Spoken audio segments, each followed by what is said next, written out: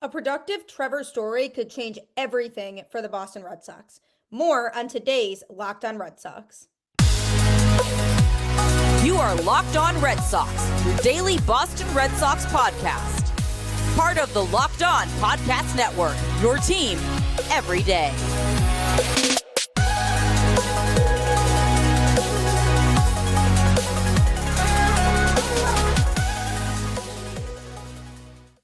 Hello and welcome to Locked On Red Sox, your daily Boston Red Sox podcast, part of the Locked On Podcast Network, your team every day.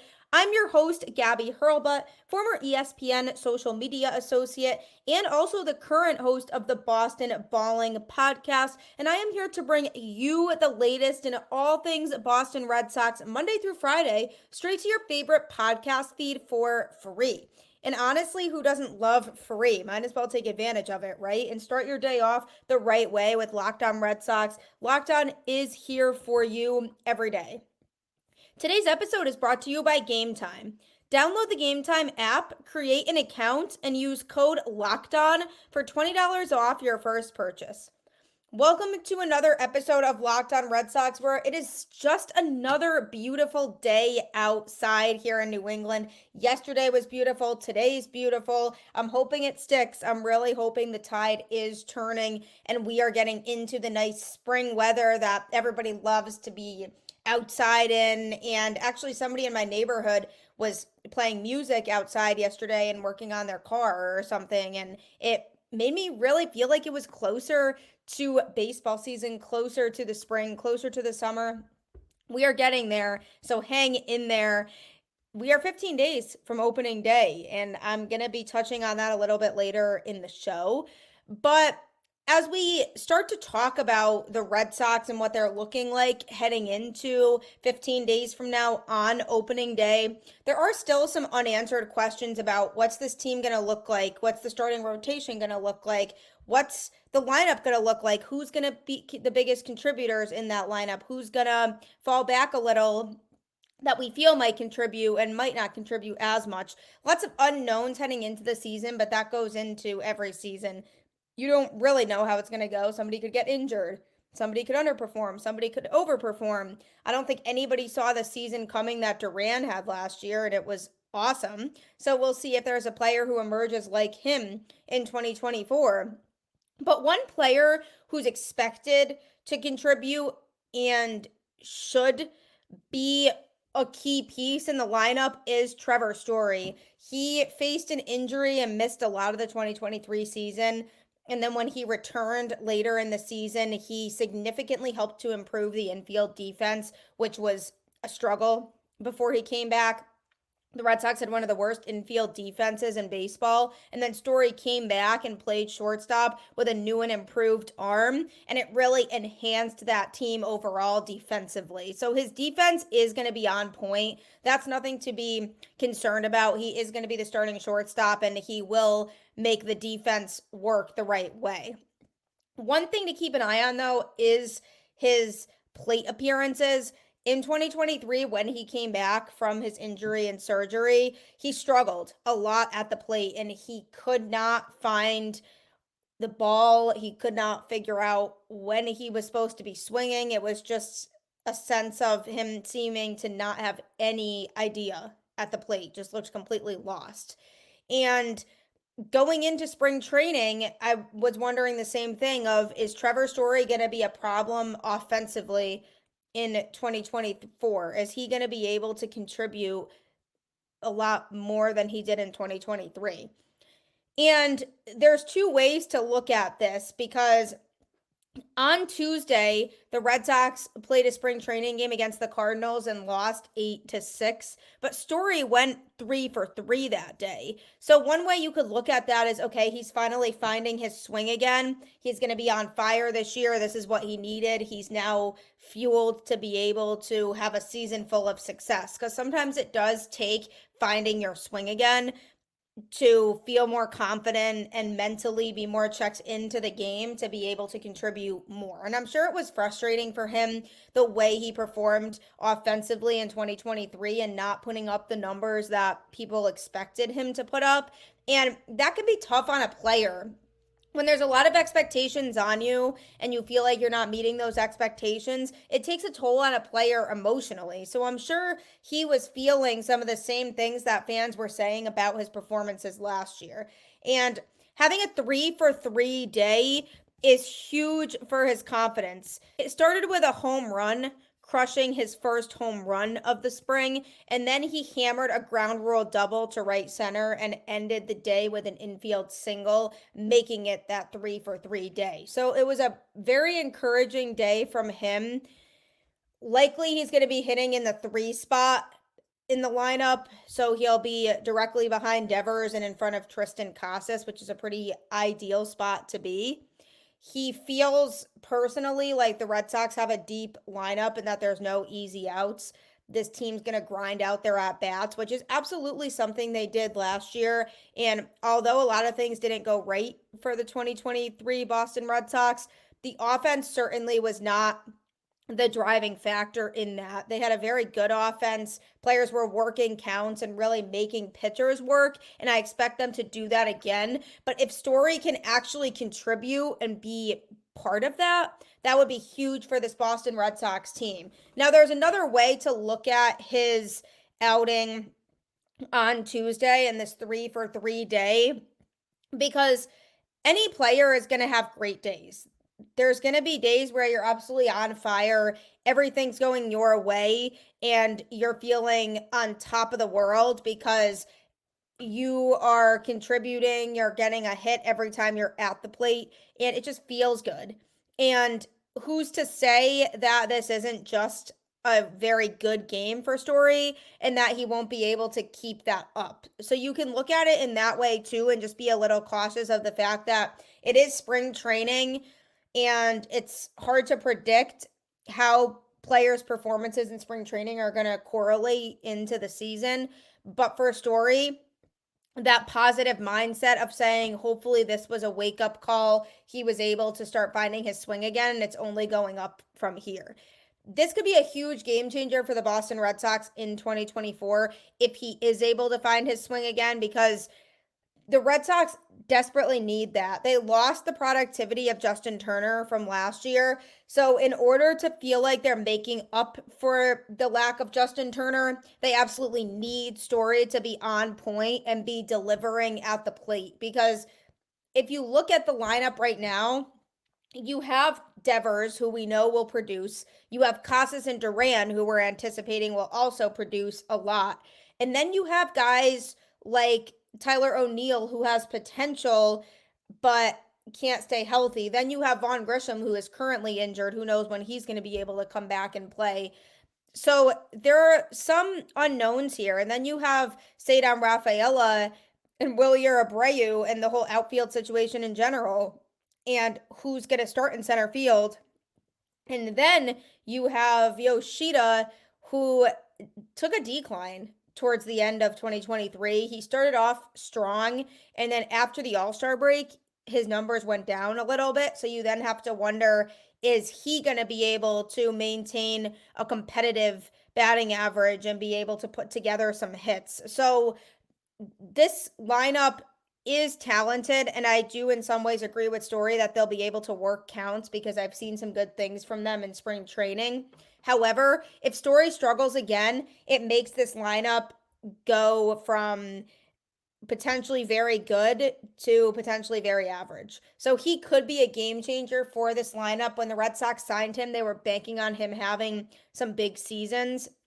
And this is his first fully healthy season since coming to Boston. First season in which he's had a full off season to work out with the team, because they signed him pretty late when they did bring him here. So he didn't get a full off season with the Red Sox. So this is his first full off season. He has to be back to work. And I have no doubt that he is motivated and 100% ready to be back and contribute. He is fully healthy. He's feeling it. He wants to have a big year. And I do feel like there's potential there, but I'm just hoping it wasn't a one-time situation where he just had a great game in spring training and people are getting overly excited because of this performance here. He needs to maintain that consistency, but if he does, the Red Sox lineup is looking a lot better than it does with a poor Trevor Story. So hopefully he's able to maintain this level of consistency that he had on Tuesday in his 3-for-3 performance. I'm rooting for Trevor Story. Last couple of years have been tough for him, so hopefully he can turn things around.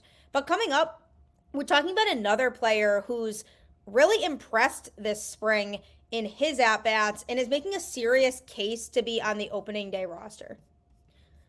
Are you looking for the best, most effective way to play daily fantasy sports? If so, PrizePicks is the place for you. You're probably wondering what PrizePicks is. It's the largest daily fantasy sports platform in North America. It's the easiest and most exciting way to play daily fantasy sports. It's literally just you against the numbers. Instead of battling thousands of other players, including pros and sharks, you pick more or less than on 2 to 6 player stat projections and watch the winnings roll in.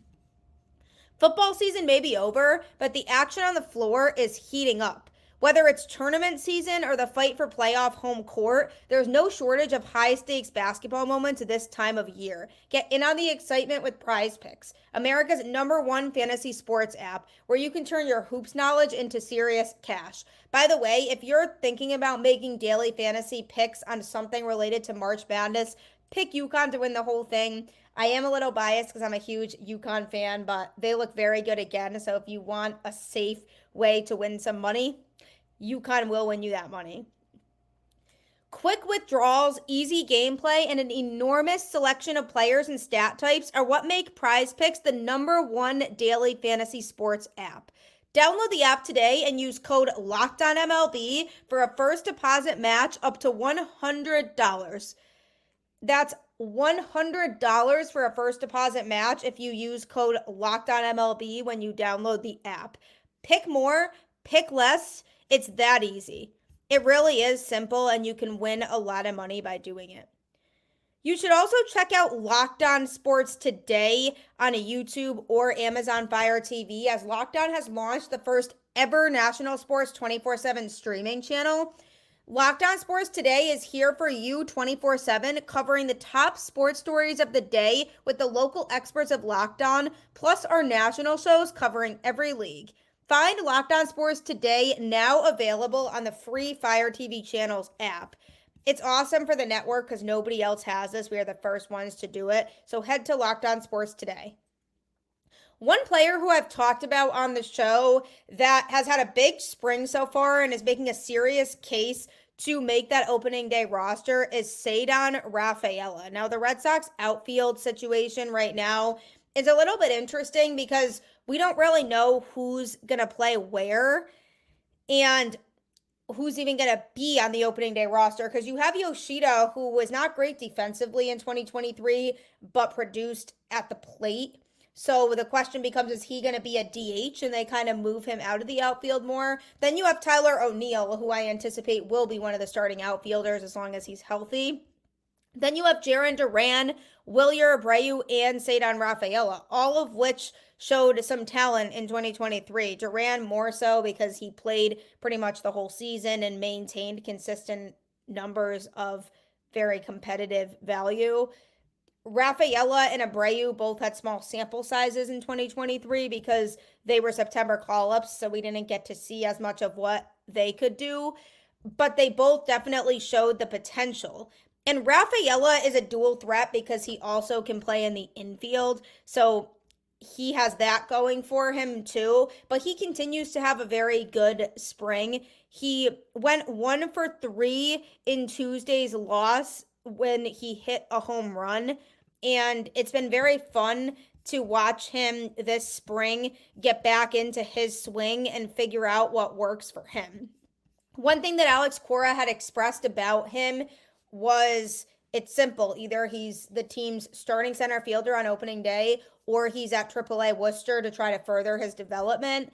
And Cora basically said that the main thing for Rafaela was that he had to demonstrate improved command of the strike zone and showing more patience at the plate. And I've mentioned this on the show as well. He had a lot of confidence at the plate last year when he came up, which we love to see, but he wasn't always fantastic with figuring out what pitches he should be swinging at and what pitches he shouldn't be swinging at. So that's something that I want to see him continue to grow and continue to develop with. But this spring, there's been a noticeable difference from him in that category. He entered Tuesday's game with a 324 on base percentage and a 500 slugging percentage with 2 home runs. And then he added his third homer of the spring in that game on Tuesday when he cranked a pitch over the left field wall, scoring Tristan Casas as well. So he's putting in the work, and the quality of the at-bats has been better. He's been controlling the strike zone. He knows when he should be swinging and what to swing at. And he's been doing a good job of just having more self-discipline at the plate.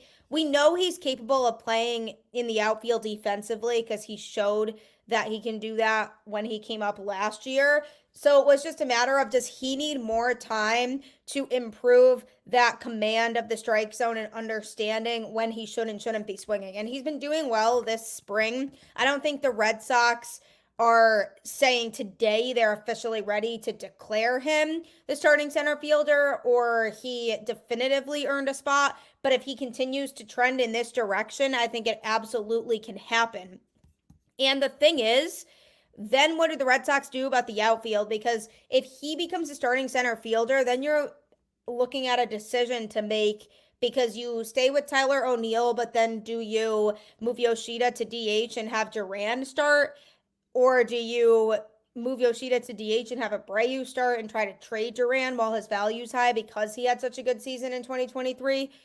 Or do you stick with Yoshida, O'Neill, and Rafaela and then try to find trade pieces for either Abreu or Duran, or maybe both?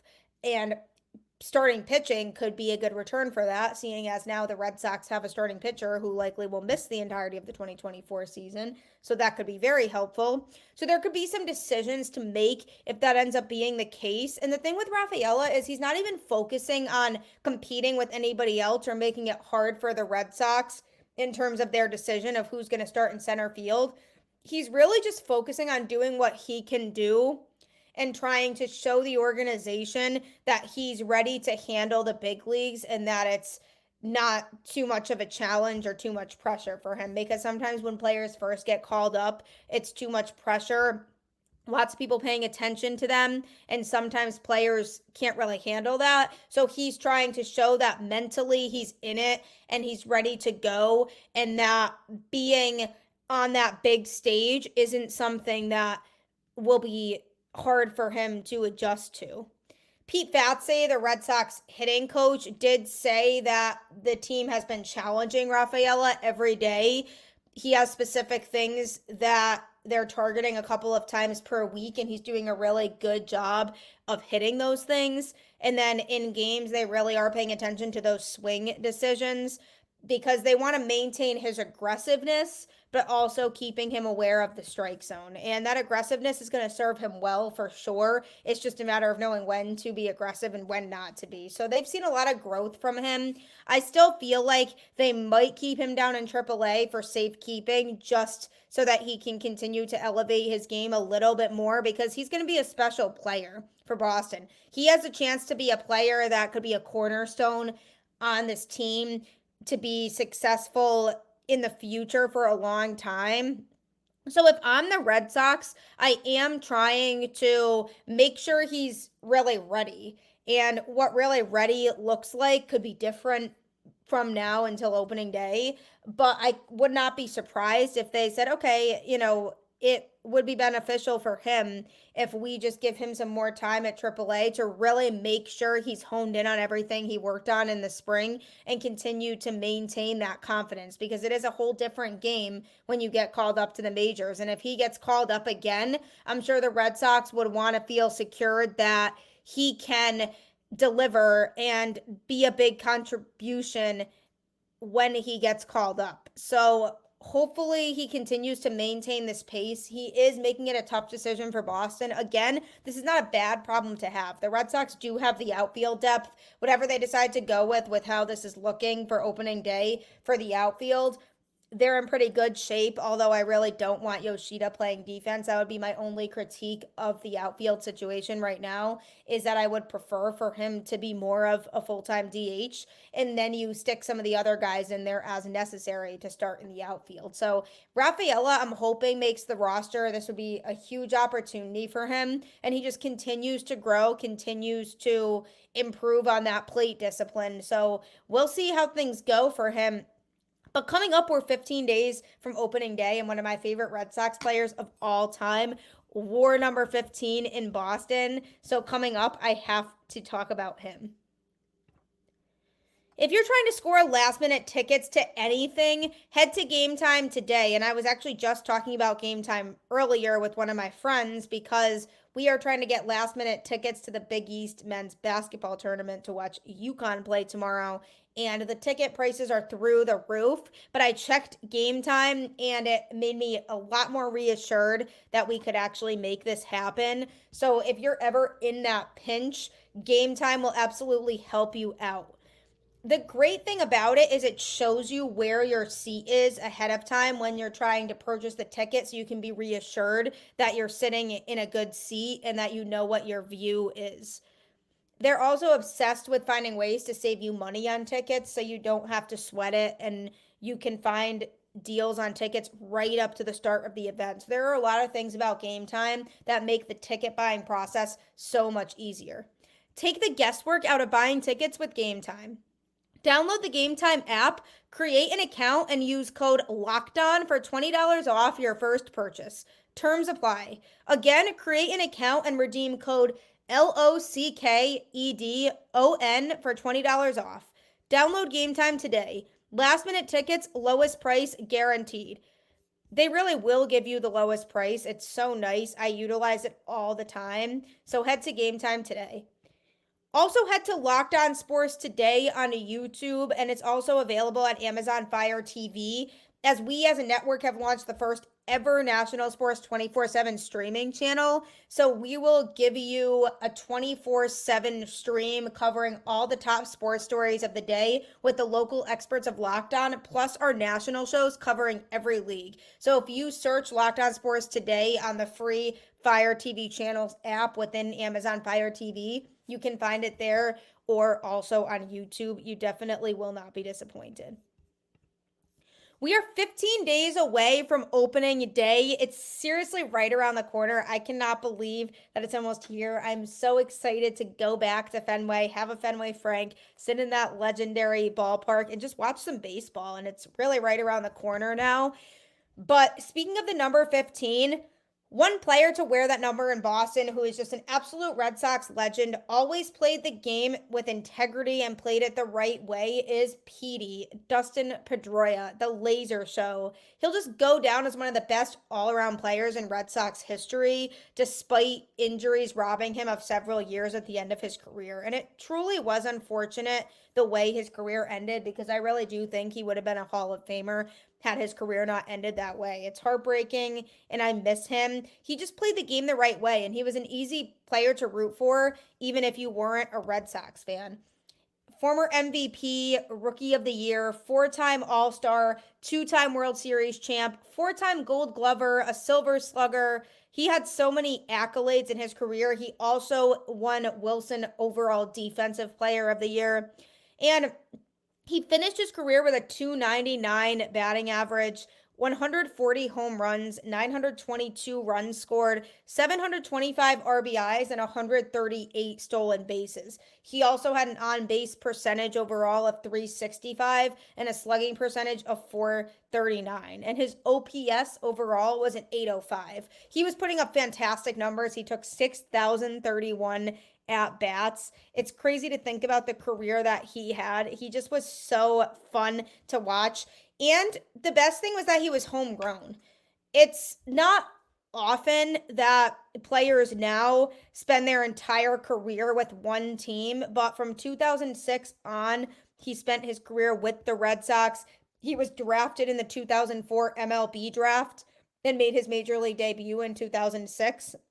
And then became a full-time player in 2007 when they went on that fun World Series run in 2007, then also again in 2013. He was part of that team as well. He was the last player from the 2007 World Series team to leave the club. Unfortunately, that knee injury late in the 2017 season marked the end of his effective play. He did play in 9 Major League games over the 2018 and 2019 seasons, including missing the whole 2018 postseason and missed all of the shortened 2020 season. And then he announced his retirement on February 1st, 2021. He was such a proficient contact hitter with a very low strikeout rate and had a lot of power in his swing, too. His defense at second base has been rated significantly above average, and he was actually the first Red Sox infielder to win 4 Gold Gloves. After a brief call up in 2006 when he hit just 191 and 89 at bats, he became the regular second baseman in 2007, replacing Mark Loretta, and just never looked back since then. It just has so many career accolades. And the best thing about him was that he was a true clubhouse leader. All the other players respected him. His teammates loved being around him and loved playing with him. And there are certain players like that you'll always root for and you always want to be around the game. I always wanted to see Dustin Pedroia come back and be involved with the pitching staff in Boston. I think he would make a fantastic addition, and he just does everything the right way. He just loves baseball, and his teammates just looked up to him and appreciated and respected his work ethic and his ability to stay humble even when he found so much success in his career. It's hard to look back on his career and not be proud of everything that he's done within it. And when he announced his retirement, it was a sad day for me and probably for all of Red Sox Nation as well. And he just played so many games. He actually, in 2008, announced that he would play for the U.S. in the 2009 World Baseball Classic and recorded the first Major League hit in Citi Field history during an April 3rd exhibition game against the Mets. He hit a home run in his first bat of the 2019 season as well. And then he was selected to start for the 2009 All-Star team, but had to withdraw from the team to stay with his wife, Kelly, who was experiencing pregnancy complications with the couple's first child at the time. And then he ended up achieving his first multi-home run game on September 8th, 2009 against the Orioles. So despite the obstacles, the off-field stuff, he was still able to come back and contribute effectively. And that was what was cool for him, was no matter what the case was, even if he had things going on off the field, he was still able to come back and be a solid contributor no matter what. And that's what I loved about Petey. He's just such a special person and a great guy to have around Red Sox Nation. And when you look back at the Boston Red Sox and you think about legendary players to cross through, Dustin Pedroia's name will forever be mentioned. He's one of the best Red Sox players of all time.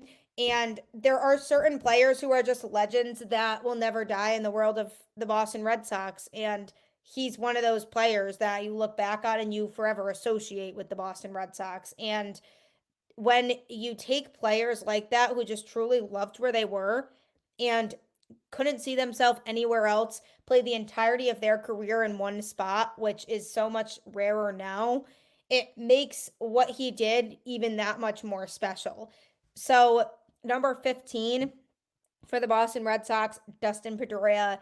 Love him, one of my favorite players of all time. And in honor of 15 days until opening day, maybe the Red Sox will make a move for somebody and make us more excited for when the season starts. Wouldn't that be cool? Everything comes full circle. 15 days until opening day. Dustin Pedroia wore number 15 in Boston. Dustin Pedroia also called the Red Sox front office to talk about free agent players who were still available this offseason. So wouldn't that be something if they came back and they just paid respect to Pedroia by going out and signing somebody to add to their starting rotation? I can dream, right? It won't happen, but it'd be quite an interesting situation if it does. But they might not do it.